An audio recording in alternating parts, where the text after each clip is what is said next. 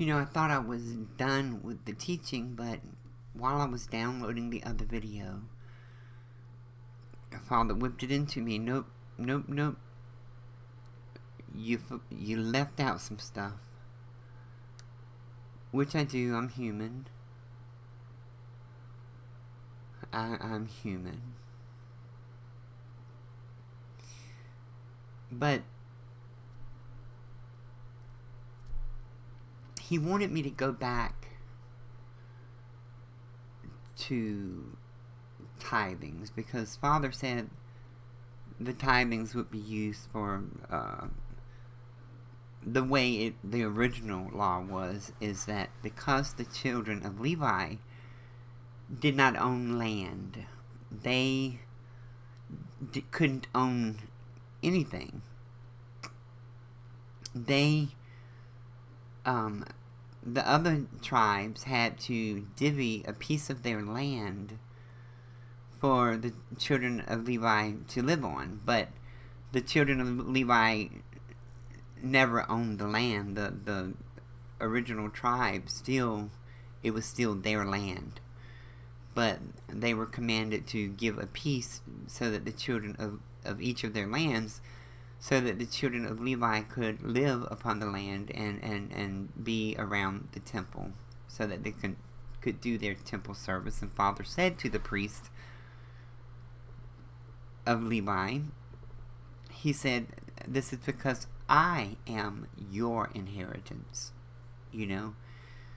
That they weren't to have any other inheritances.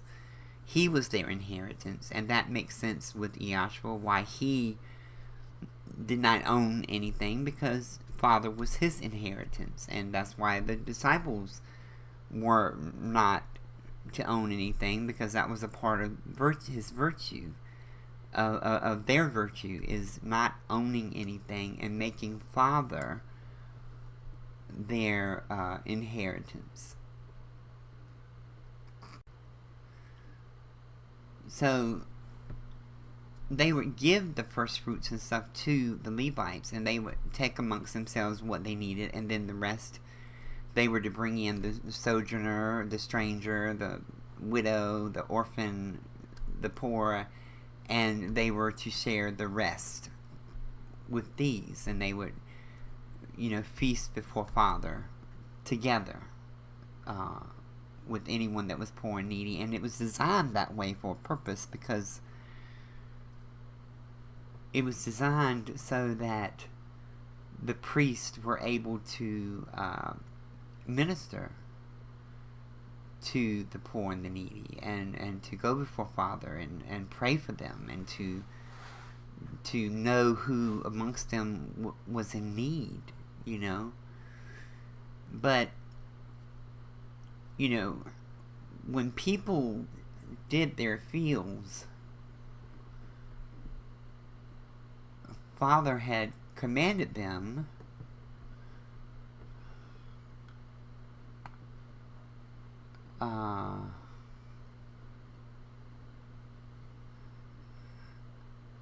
hold on. And he had said to the farmers, he said here in 22, and when ye reap the harvest of your land, thou shalt not make clean riddance of the corners of thy field when thou reapest, neither shalt thou gather any gleaning of thy harvest. Thou shalt leave them unto the poor and to the stranger. I am your Yahweh. And what he meant was, leave a portion of the corners, for the poor and the needy. Don't harvest it. Give your first fruits to the Levites so that they can bring them before Father. And then leave a portion of the corners of the field. And it says, don't gather any of the gleaning of thy harvest either, meaning leave whatever falls on the ground from harvesting, the seeds and stuff for the poor and the needy. So that was a part of one of the Levitical laws, and people say, well, that doesn't pertain to us. So here,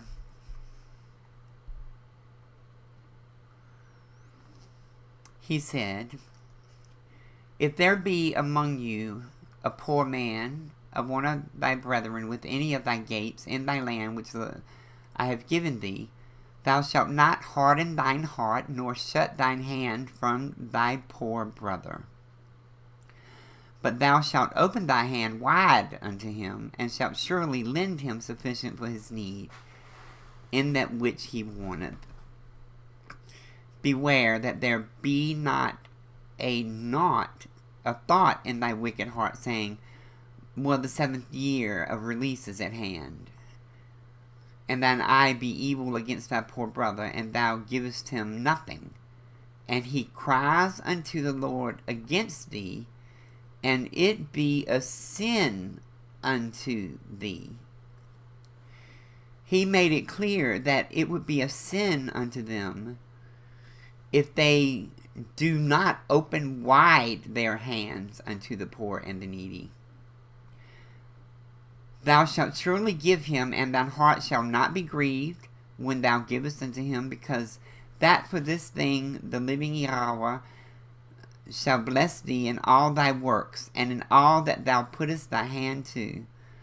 For the poor shall never cease out of the land. Therefore I command thee, saying, thou shalt open thy hand wide unto thy brother, to thy poor, and to thy needy in thy land. And if not, it will be a sin unto thee. Well, those words are familiar. Someone else reiterated that. Yahshua. He said, for the poor and needy will always be with thee. Do you remember? So what happened with the children of Israel was, Father had become angry with them.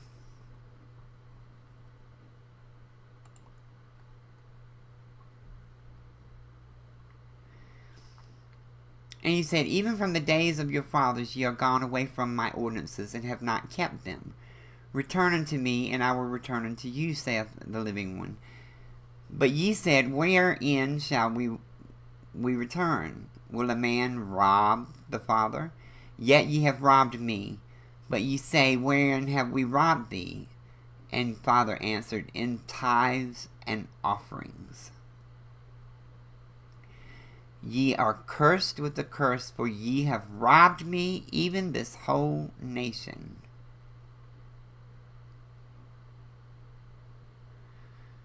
And this is the one that people teach for prosperity. Bring ye all the tithes into the storehouse, that there may be meat in my house. And prove me now herewith, saith Yahweh of hosts, if I will not open you the windows of heaven and pour you out a blessing, that there shall not be room enough to receive it.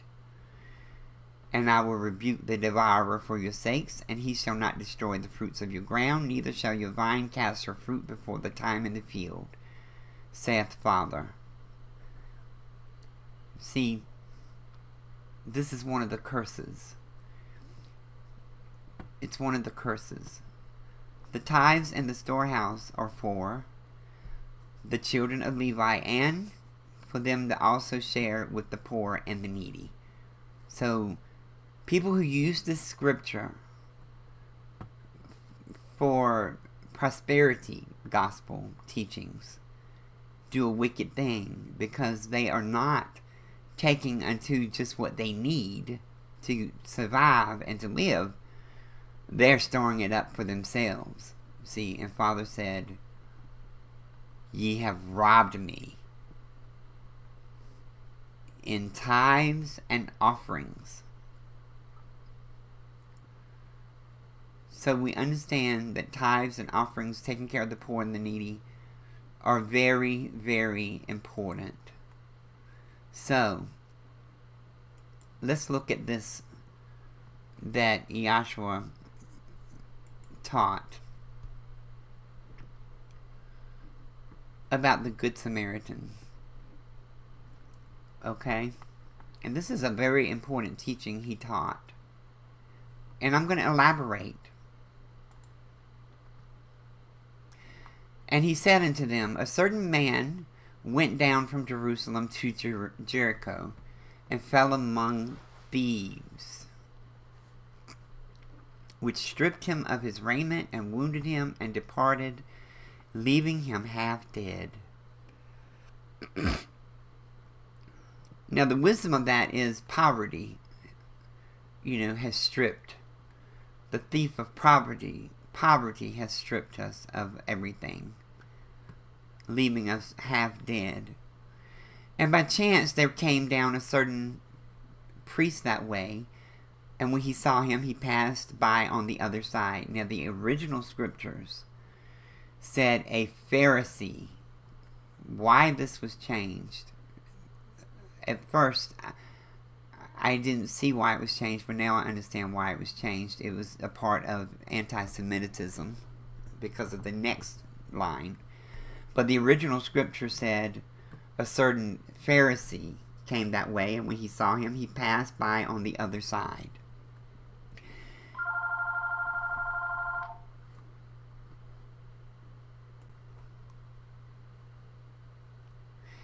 And then it said, and likewise a Levite, when he was at the place, came and looked on him and passed by on the other side. The original scripture actually said a Sadducee passed by, not a Levite. This was changed to continue to promote anti-Semitism against the Jews. That's why that was changed. But a certain Samaritan, as he journeyed, came where he was, and when he saw him, he had compassion on him, and went to him and bound up his wounds, pouring in oil and wine, and set him on his own beast, and brought him to an inn, and took care of him. Which this said beast, but the original said donkey. But I understand why that was changed. You may not, but I do. And on the morrow, when he departed, he took out 2 pence, and gave them to the host, and said unto him, Take care of him, and whatsoever thou spendest more, when I come again, I will repay thee. So Joshua said, Which now of these 3 kindest thinkest thou was neighbor unto him that fell among the thieves? And the lawyer said, He that showeth mercy on him. Now,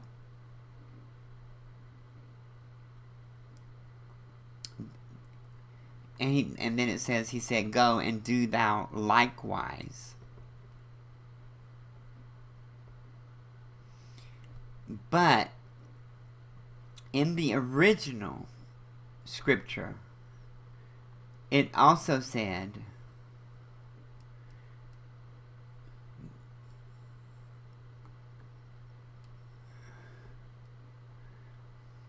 it didn't say who was a neighbor to him.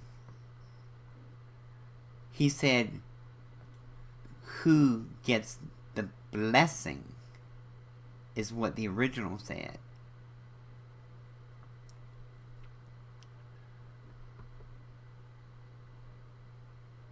And I was blown away as to why that was changed. Why was that something that was changed? But I see it now. I see why now. But he asked him, who do you think gets the blessing, is what he actually said. And of course he said, well, of course, the one that showed mercy on him. And he said, go and do the likewise. So,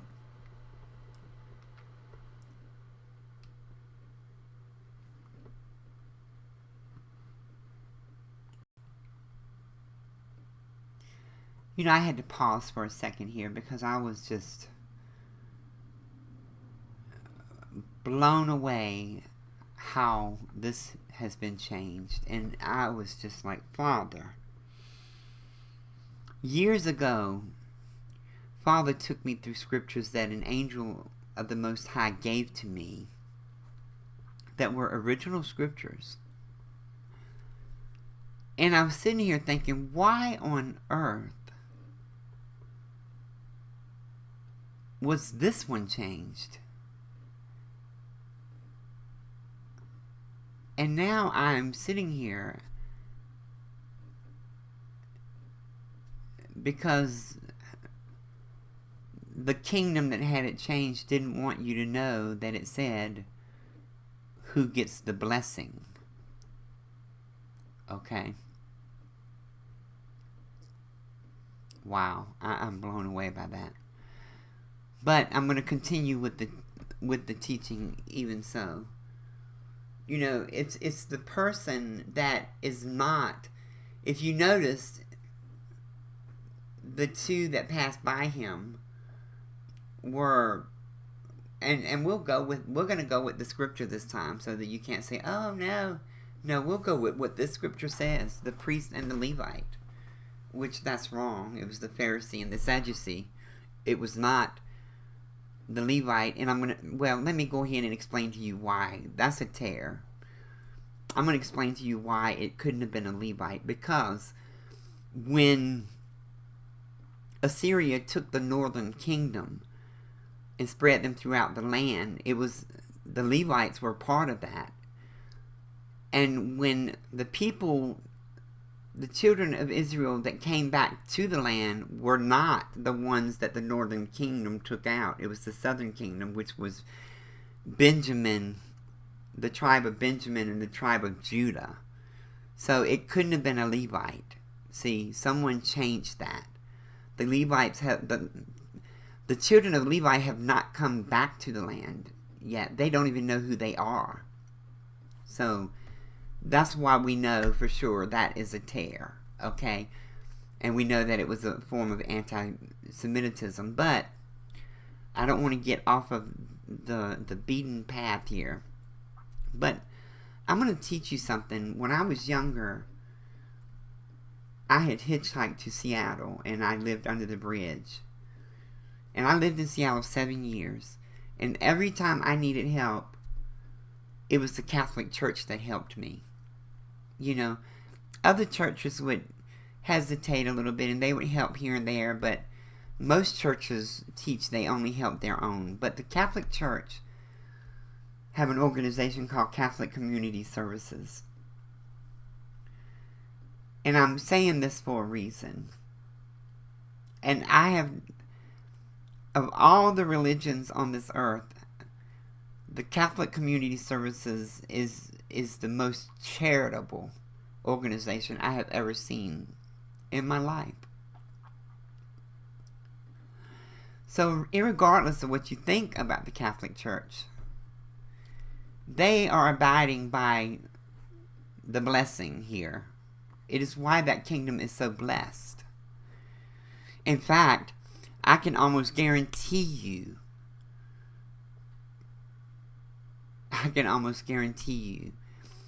if a Catholic watches this and I'm asking for help, a Catholic is going to donate to me a lot quicker than anyone else. And it's just, I know, I lived with Catholics. I know how Catholics are taught. And charity is very important. The lay people of the church are a part of it, a part of taking care of the poor and the needy, people that need help in the community. And they don't just help Catholics. They help everyone. See, and that's where their blessing comes from. That's why the kingdom is so huge and so blessed, because the leaders of the kingdom understood this Good Samaritan.